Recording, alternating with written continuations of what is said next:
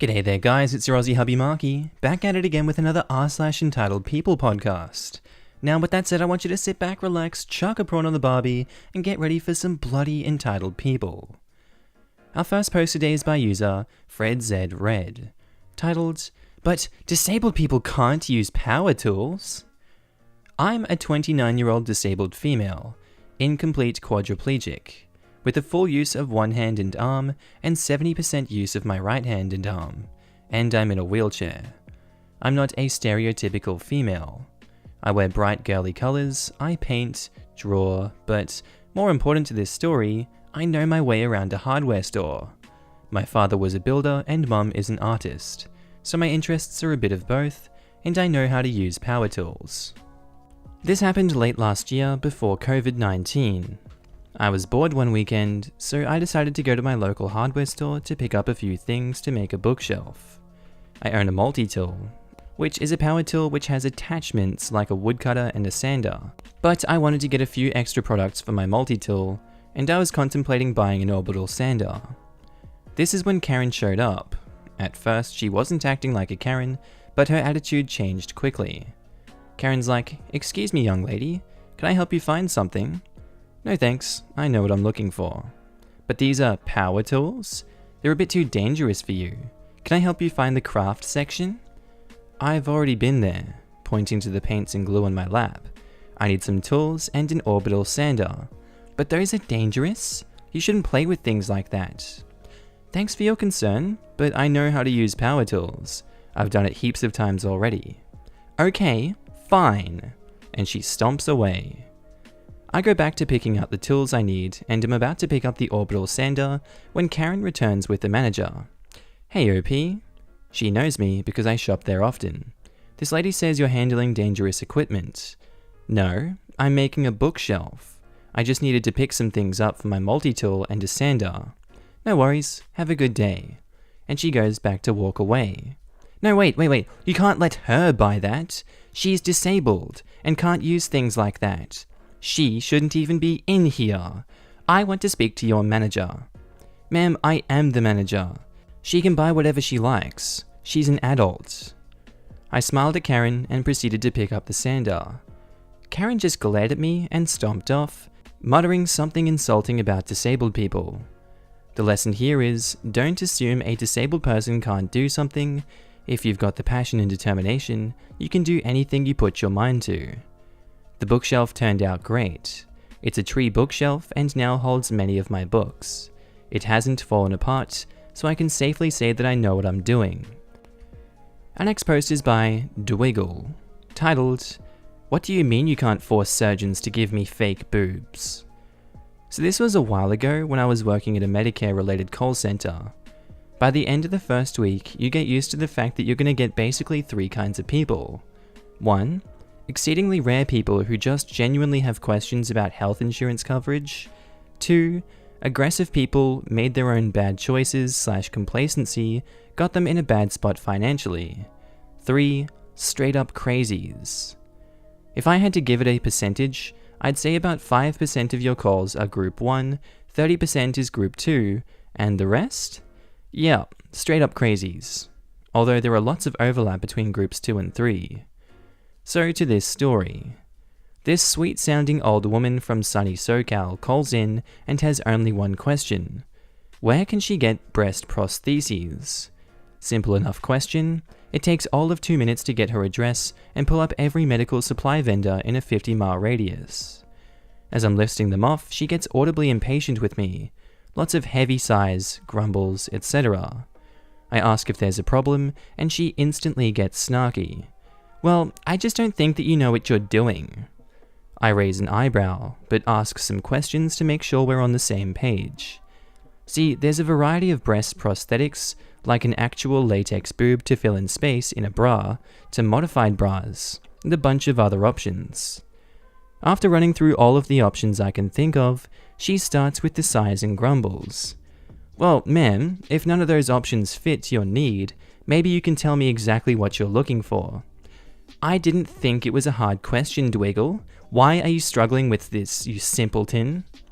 She then proceeds to go off on a tangent about how people like me all the suppliers, and every surgeon she's spoken to are all incompetent idiots with an almost impressive amount of profanity mashed into the mix. Hold up, surgeons? While she's ranting, I'm making small one-word responses to just let her get it all out while I'm digging into her medical claims history. Not a single thing about breast removal surgery, or anything cancer-related, or anything to indicate there's a reason she would need said prosthetics. So, I just ask straight up, just what kind of surgeon is she talking about? She proceeds to rage about how not a single surgeon in the Tri-County area would perform a much-needed surgery for her. AKA, this woman was ticked plastic surgeons were declining to give her fake boobs. I check her age again. Woman is definitely in her 80s, so, makes sense they're not risking it.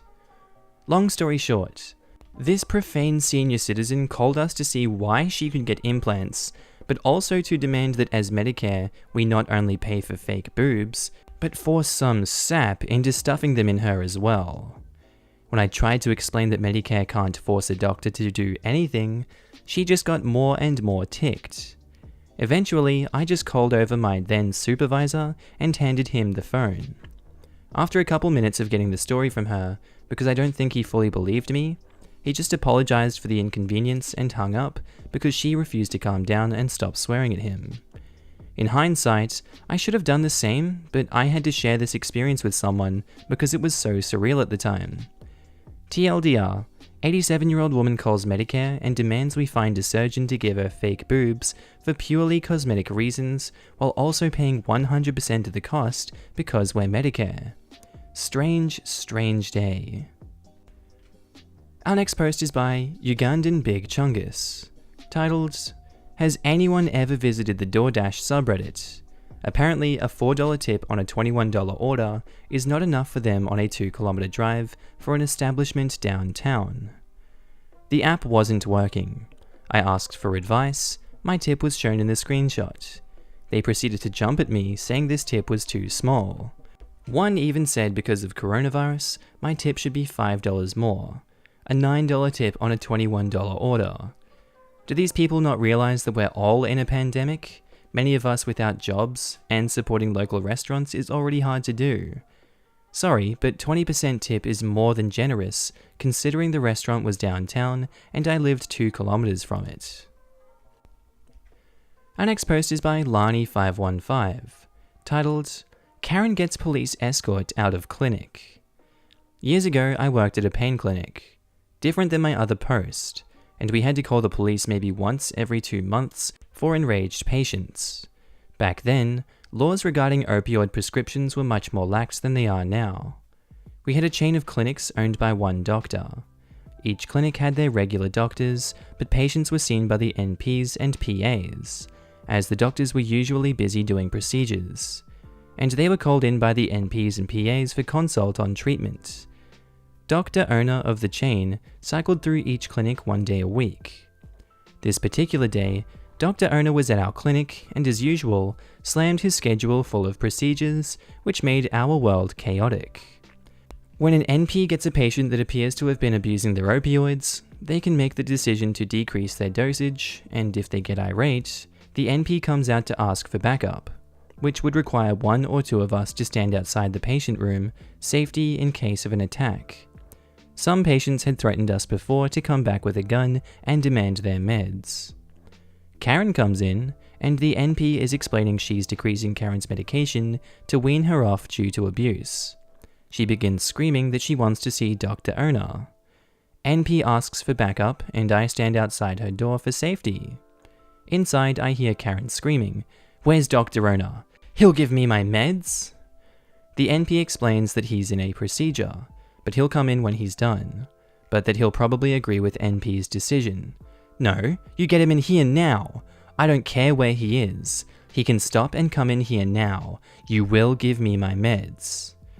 Dr. Owner is currently in a procedure with a 4.75-inch needle in somebody's spine, in what is essentially a clean room where patients can't wear street clothes and nurses and patients alike must wear shoe covers and industrially cleaned patient gowns and scrubs.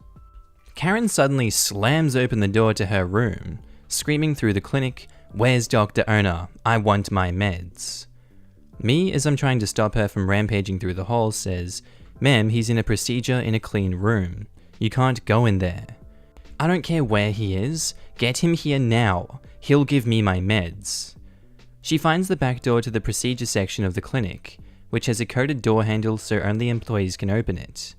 She's wrenching and pulling on the door to get it to open, while we are explaining he cannot stop the procedure until it's done.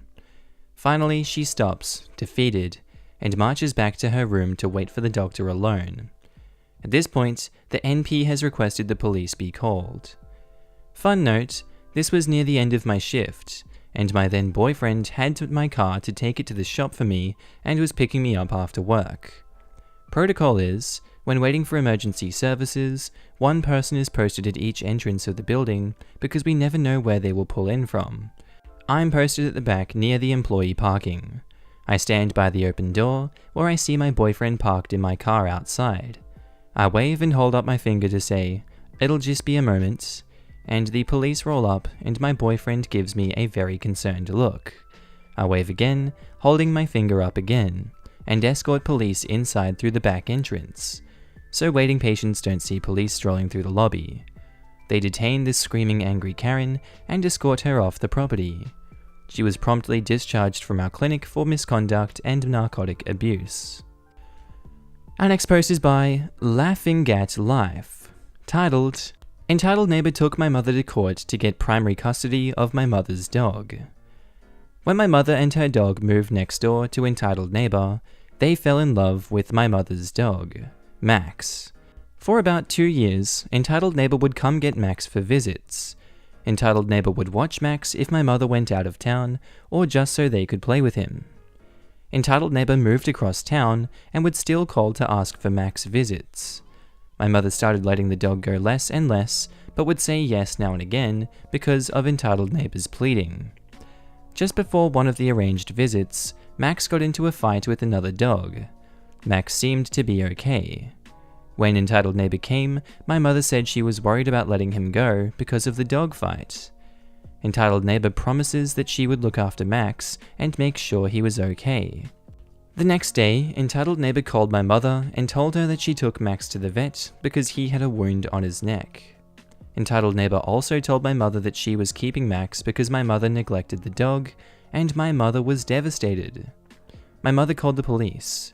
They couldn't help because she had agreed to allow the dog to go with the neighbor. My mother had to file a civil complaint, and it took 2 months to go to court. Entitled Neighbor told the judge that she and my mother had always shared custody of the dog, and that Entitled Neighbor was the most fit dog parent, so Entitled Neighbor should have the dog. The judge explained that Max was my mother's possession, and that the Entitled Neighbor was to return him immediately. He also said that Neighbor was responsible for the vet bill, and no, my mother did not have to give Entitled Neighbor visitation.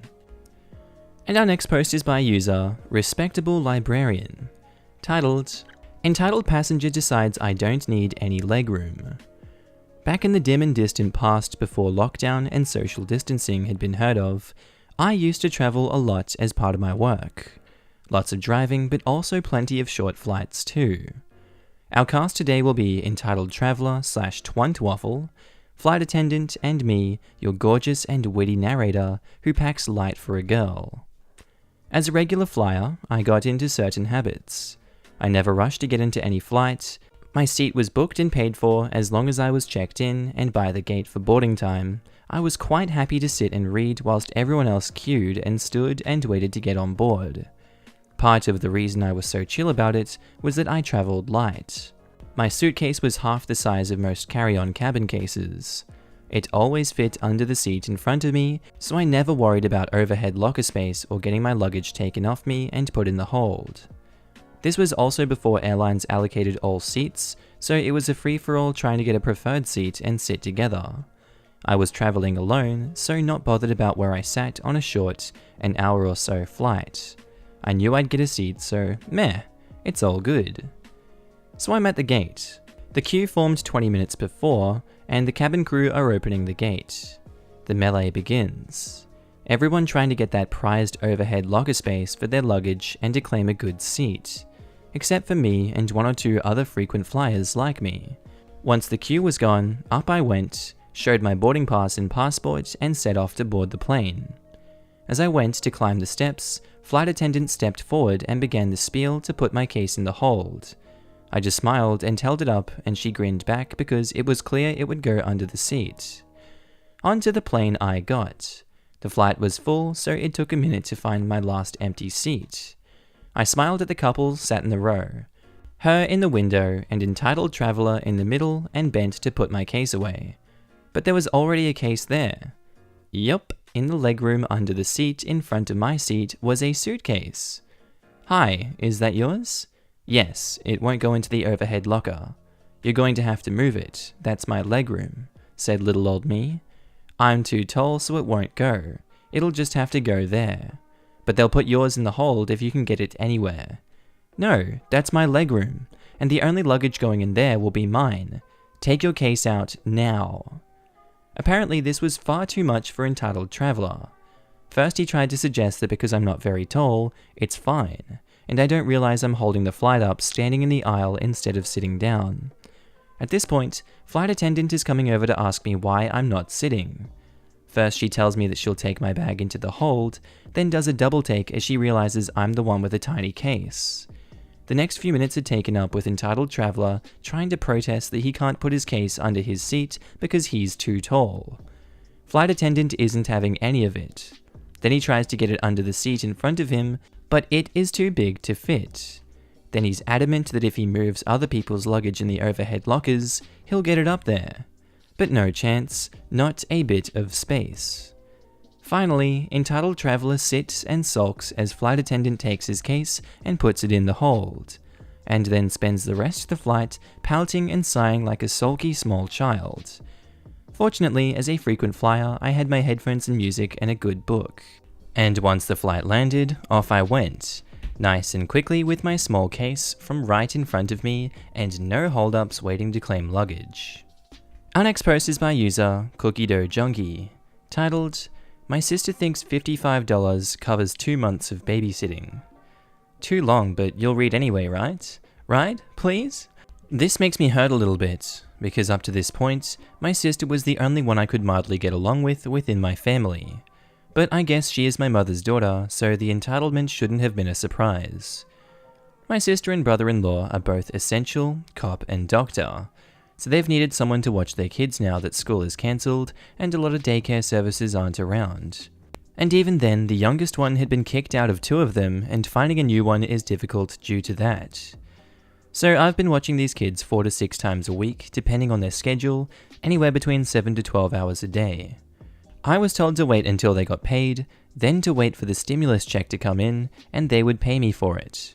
At that point, and I do have the text, it was going to be $85 a week, regardless of the 4 to 6 times a week.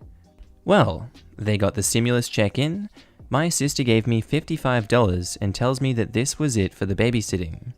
I told her what the hell, this is not what we agreed on. I was told that I should be grateful because she has been feeding me. No, she hasn't. I brought my own food and tended to have to buy the food that these kids were eating for lunch.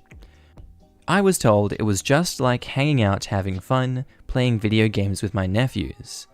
No, it was not, and she knows her kids better to know they're feckin' monsters. They both are destructive.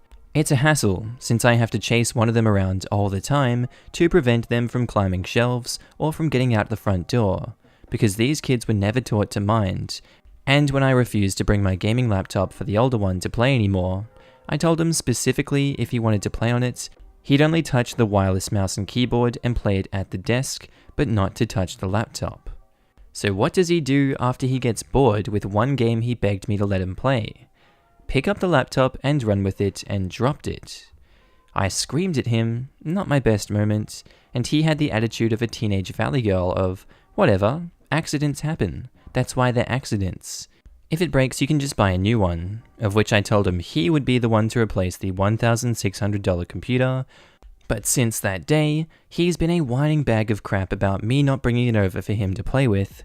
I have to deal with these kids assaulting me all the time and not being able to do a thing about it. These kids are bloody monsters. and the only reason I agreed to do this was because she was my sister and she needed the help. But I was supposed to be compensated for my time away from my own work. I work commission-based jobs at home, but I can't work on it around them as there's no pause for me to do it, lest the younger one would probably run away and get hit by a truck. I know, it'll probably be crap of me to do if I just don't show up for the next few days until they fix paying me what they at the very least owed me.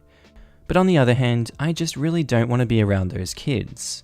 They need to be heavily medicated and are the poster children for corporal punishment being a necessity. Edit, the kids are 11 and 8 years old. Our next post is by user Fred Z Red, titled, "Clean the store top to bottom, don't leave until you do." Yes, boss.